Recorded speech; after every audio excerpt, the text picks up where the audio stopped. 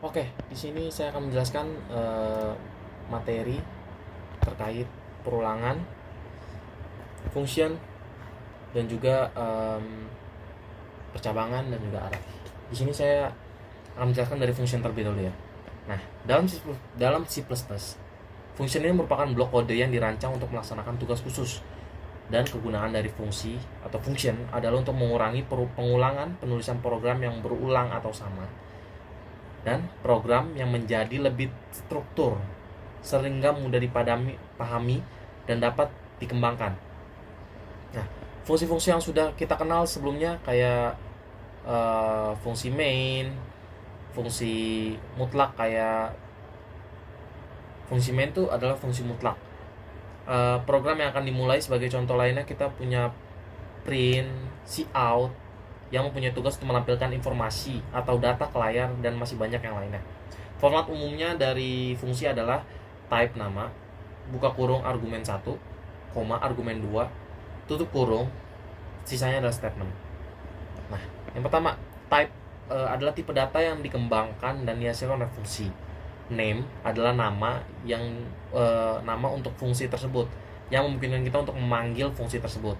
Argumen ini dapat dispesifikasikan sesuai kebutuhan. Setiap argumen terdiri dari tipe data fungsi seperti variabel lainnya, juga dapat melakukan passing parameter ke fungsi itu ketika dipanggil. Parameter yang berbeda dipisahkan oleh koma. Statement merupakan bagian suatu fungsi, dapat berupa instruksi tunggal maupun suatu blok instruksi yang dituliskan di antara kurung kurawal. Nah, implementasi subprogram ini dalam bahasa program C++ disebut dengan function. Definisi function adalah sebagai berikut. Satu blok kode atau satu blok instruksi yang melakukan tugas tertentu dan eksekusi ketika dipanggil dari bagian lainnya dalam suatu program. Bagian program memiliki nama tertentu berisi sejumlah pernyataan yang digunakan untuk mengerjakan suatu pekerjaan tertentu, serta letaknya dipisahkan dari berbagai program yang menggunakan fungsi tersebut. Nama tersebut selanjutnya dapat dipanggil beberapa kali di beberapa tempat dalam program. Nah, ini adalah contoh konsep program dibagi menjadi sejumlah modul ya. Bisa kita lihat di sini. Sedangkan gambar ini adalah pemanggilan dalam suatu fungsi ke fungsi. Jadi ini kita tampilkan gambarnya. Nah, berikut ada diagram pemanggilan fungsi. Ini dia. Fungsi adalah sama halnya dengan prosedur. Fungsi seringkali digunakan untuk menangani penulisan listing program secara berulang-ulang dengan dibuatnya satu fungsi. Maka penulisan listing program yang berulang tersebut bisa ditulis satu kali dan disimpan dalam fungsi tersebut.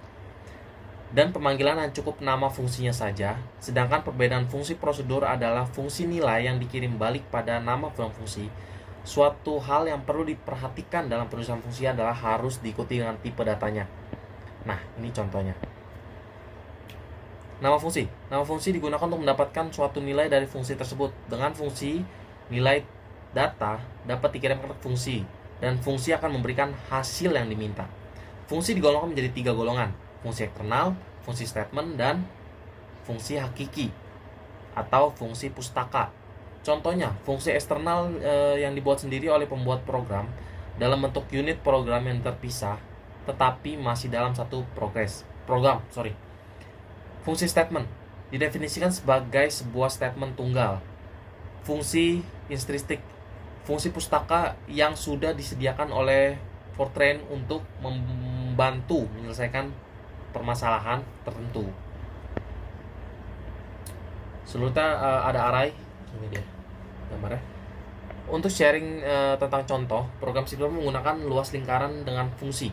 Program ini sangat simpel dan sederhana. Algoritmanya terlebih dahulu kita mendeskripsikan prototipe fungsinya. Deskripsi jari-jari untuk input nantinya dengan tipe data float.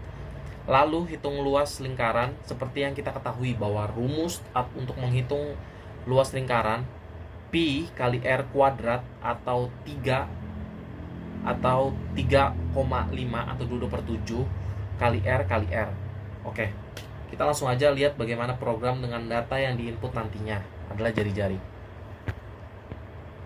Inilah contoh programnya. Format fungsi adalah untuk tipe data argumen 1, argumen 2, statement. Pernyataan return digunakan untuk mengirimkan nilai atau nilai dari suatu fungsi kepada fungsi yang lainnya. Nah, kita bahas lagi tentang perulangan, for. Fungsi mengulang-ulang statement jika condition bernilai benar, sama seperti while, loop, hanya saja for memungkinkan untuk memberikan instruksi dan instruksi bentuk umum pernyataan for. Algoritma perulangan for. Installation digunakan untuk memberikan nilai awal untuk variabel counter, dieksekusikan hanya sekali. Condition dievaluasi jika bernilai terus maka loop berlanjut. Sebaliknya, loop berhenti dengan statement yang diabaikan. Statement dieksekusi berupa instruksi tunggal maupun blok instruksi dalam tanda kurung buka. Increases dieksekusi, kemudian algoritma kembali ke step 2. Nah, ini contohnya. While dapat dikalikan oleh sistem syarat tertentu, yaitu perulangan akan terus dilaksanakan selama bentuk pernyataan adalah while dalam kurung syarat buka kurung pernyataan tutup. Contohnya seperti ini. Lanjut ke while. While merupakan bentuk perulangan yang melaksanakan perulangan terlebih dahulu dan pengujian perulangan dilakukan belakangan. Secara umum, bentuk perulangan do while sebagai berikut. Do, pernyataan, garis miring perintah, titik koma. Pernyataan dalam garis miring perintah, titik koma. Tutup kurung, while dalam kurung syarat dan titik koma lagi. Contohnya adalah seperti ini. Kita lanjut ke Goto. Goto dalam pemrograman C++ berfungsi membuat lompatan dalam program. Tujuan dari lompatan diidentifikasikan dengan label, merupakan suatu identifier yang diikuti dengan tanda titik 2 yang berisikan argumen-argumen. Contohnya ini. Lanjut lagi ke break. Break berfungsi untuk keluar dari struktur loop. Jika pernyataan break dikerjakan, maka eksekusi akan dilanjutkan ke pernyataan yang terletak sesudah akhir dan badan perulangan. Nah, contohnya ini ada break dan continue. Digunakan untuk mengarahkan eksekusi ke literasi progress berikut pada loop yang sama, dengan kata lain mengembalikan proses yang sedang dilaksanakan ke awal loop lagi tanpa menjalankan sisa perintah dalam loop tersebut. Percabangan, kita lanjut ke percabangan. Ada if. Fungsi pernyataan if dalam pemrograman C++ adalah untuk mengeksekusi mulai dari sebuah pernyataan sampai beberapa pernyataan dalam suatu bentuk. If else adalah untuk mengeksekusi program bila kondisi bernilai benar. Proses eksekusi kemudian berlanjut ke pernyataan berikut. Ya, contohnya ini ya. If else dan if nested. Pernyataan if yang berada di dalam pernyataan if yang lainnya. Bentuk penulisan pernyataan nested adalah seperti ini. Swift case. Dalam bahasa pemrograman C++ sama saja dengan fungsi if else. Dengan pernyataan Swift case memungkinkan Anda untuk memilih salah satu dari berbagai ekspresi. Pemilihan dilakukan berdasarkan nilai ekspresi yang telah diterapkan. Pemilihan berbagai kemungkinan. Nilai switch dilakukan satu demi satu berdasarkan nilai case. Jika nilai dalam ekspresi switch tidak ada yang sesuai dengan nilai case, maka pilihan akan otomatis dialihkan ke default. Contoh program switch case.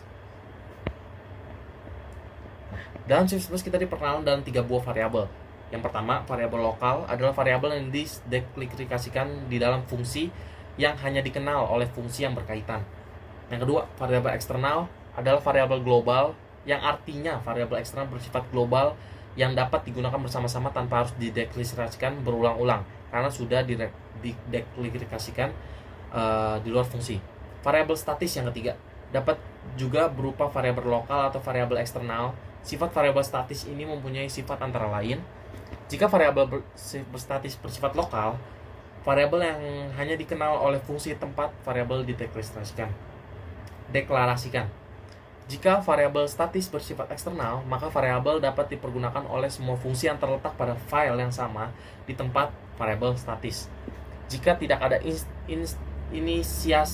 inisialisasi, program secara otomatis akan diberikan nilai awal 0. Suatu variabel statis digunakan untuk menambah kata kunci statis di depan penentu tipe data variabel. Oke, mungkin segitu aja yang bisa saya jelaskan. Kurang lebihnya mohon maaf. Saya Nicholas. Cukup sekian untuk tugas UAS kali ini. Terima kasih. Sampai jumpa.